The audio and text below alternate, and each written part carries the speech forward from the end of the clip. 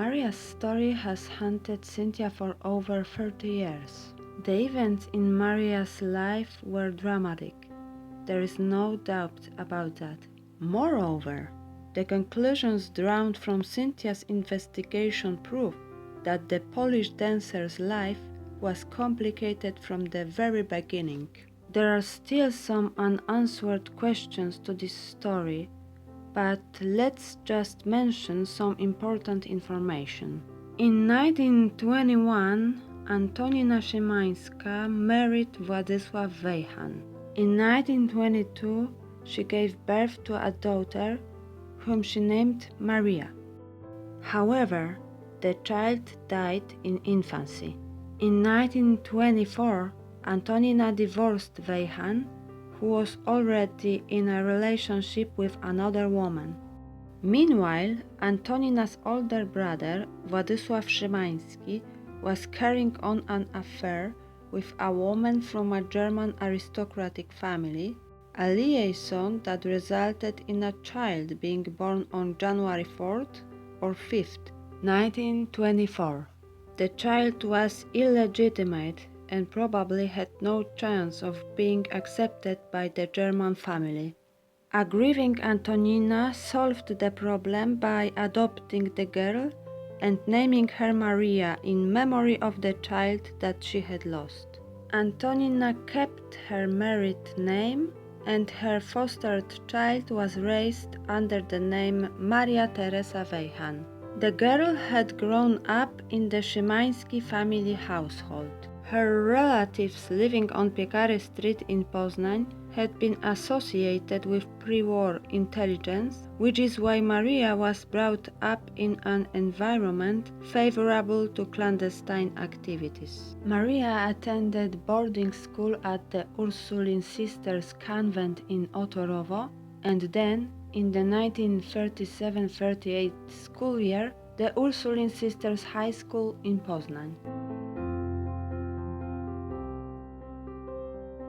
Having clearly set her goal, a dancing career, she trained hard under the supervision of a demanding instructor. The decisions she made were often heavily influenced by the ambition of a talented teenage dancer with stars in her eyes. She blithely gave little thought to the motivation of those around her.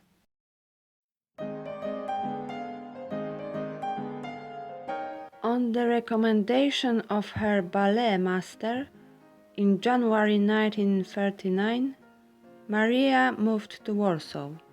She was accompanied on this journey by Vera, the family's devoted maid. The dancer's dream began to come true. She was to be known on stage under the name Nana Sullivan.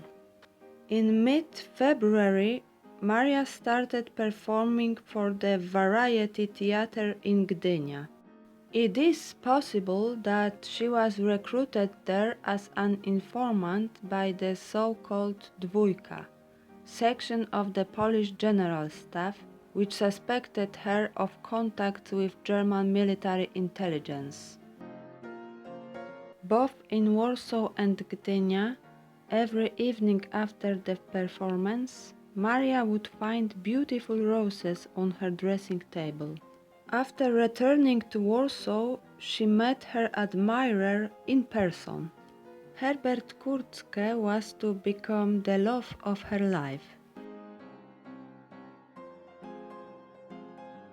Cynthia understood from Maria's story that the standard of living in Poland between World War I and World War II was comparable to anywhere else in Europe. The lifestyle and expectations had been utterly destroyed by the German invasion in September 1939. At the outbreak of the war, Maria was an enamour 15-year-old. At that time, Antonina was visiting Warsaw. She told Maria that perhaps it would be best if they returned to Poznań as soon as possible. However, This was not possible at all for a very simple reason. The army commanded all the trains. Warsaw was burning. Mother and daughter found themselves in a tragic situation in the first weeks of the war. But Antonina was tough and determined. She spoke German fluently and was able to establish contacts at very different levels. Since the railway was not working, she dared to approach a German soldier and managed to arrange a lift to Poznań by car. Cool in crisis, Antonina repeatedly sheltered Maria from harm. And Herbert? Maria was shocked when she met in Poznań her fiancé wearing a German police officer uniform. But he had been playing a double game from the very start. He informed Antonina about the location of the evening evictions planned by the SS, and she once again showed courage by dashing out and warning her friends of the danger. In December 1939, Antonina, Maria and her grandmother were evicted from the apartment they lived in and placed in a resettlement camp on Główna Street. Thanks to Herbert's intervention, Maria and Antonina were freed and then managed to escape from Poland and get to Hamburg, Kurtzke's hometown. Thanks to her managerial skills, Antonina got a job in a restaurant. She had been involved with social welfare and made some contacts with the Polish underground. Maria started working as a shorthand typist. Under Herbert's protection, they lived in the relative safety of Germany. Soon, Herbert was transferred to Berlin. This city became the new home for Maria and her mother. Herbert and Maria were granted an emergency marriage license. Soon, Maria's looks caught the attention of a German producer from the UFA film studio in Babelsberg. She was auditioned and got the part, but the film company wanted to see her complete identity papers. Hence, she made the risky decision to travel to Poznań together with her mother and Herbert. 2 days before the trip to Poland, Maria was contacted by the Polish Home Army cell in Berlin. During a conversation with a liaison codenamed Grisha, she learned that her relatives who remained in Poland were murdered in a German extermination camp. The dancer agreed to take on the mission assigned by the Home Army. She was to deliver correspondence and a small suitcase filled with German currency to a given address in Poznań. 3 days later, Maria and her mother were on their way to Franciszek Jankowski's shoemaker's shop in a part of Poznań called Socha. Maria completed the task but was recognized on the street by a Gestapo spy, an old-school acquaintance. On the same day, probably March 28, 1943, Maria and Antonina were arrested. This is how the nightmare began. From brutal interrogations in the soldiers' home, through Fort 7, to Żabikowo. Mother and daughter were held in Poggenberg for almost entirety of the camp existence, that is May 1943 to January 1945.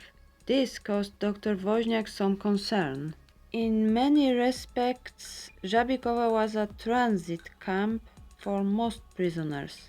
It was not intended to be a long-term prison. In Memories of Survivors, a fellow prisoner, Jadwiga Kaczmarek, described Antonina as a remarkable person who took care of the camp garden area. She defied the guards, cursing them colorfully, when they trespassed her vegetable patch. This behavior seemed vulgar, but her only goal was to distract the Germans.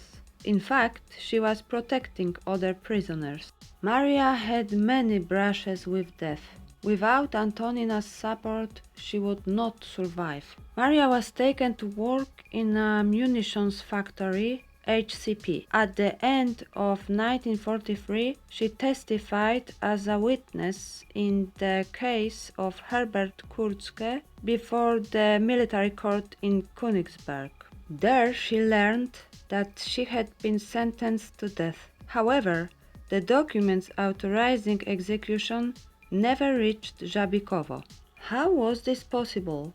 Here the rule of Siatka A must be taken into account. This structure was organized to strengthen the counterintelligence of the Poznan district of the AK. Siatka A deliberately established contacts with Germans with anti-Nazi attitudes, including Volksdeutsches. Siatka A was able to infiltrate Gestapo headquarters in Poznań. Losing the court confirmation of Maria's death sentence was certainly achieved with the help of Siatka A. In early October 1944, German lawyer and SS officer Gerhard Wiebeck initiated an investigation against Gestapo officers in Poznań. It concerned, among others, Hans Walter, commandant of Poggenberg. Walter was accused of causing the death of a prisoner without the appropriate piece of paper. It was then that Maria herself was close to death at Walter's hands. Wiebeck's informant was Otto Riebe, a lawyer from Berlin, accused by the SS of being a member of the AK. Riebe was probably in contact with Siatka A. He is a strong candidate for Herr Blum from Maria's manuscript. He was the manager of the munitions factory who had given her clothes and food. What's more, Dr. Woźniak suspected that Herbert Kurtzke and Wiebeck may have known each other before the war. Herbert certainly wanted to do everything to ensure that the confirmation of Maria's death sentence get lost in the post. Wiebeck claimed that he was behind the release of 20 political prisoners from the Gestapo headquarters in Poznań in January 1945. The Polish dancer and her mother were among those he rescued. After being released from Żabikowo, Antonina and Maria stayed with Pelagia, the sister of Maria's maid Vera. Later, in the German evacuation transport, they went to Berlin. No more tears, cells or barbed wires. No Poggenberg. Our nightmare had vanished, and with it our fear. Alone with my bicycle, riding down a country lane, I am becoming aware of the wonderful fact that freedom is mine. Death has retreated into the far distance. I am free. During the past 2 years, Mother and I had been able to speak to each other only in whispers, with hand over mouth. But now, as I am cycling along, I sing and shout, bursting with joy, the wind caressing my face. Cynthia's book, Maria's Code, consists of 2 parts. A fascinating description of the historical research conducted by the author, and Maria's memoir.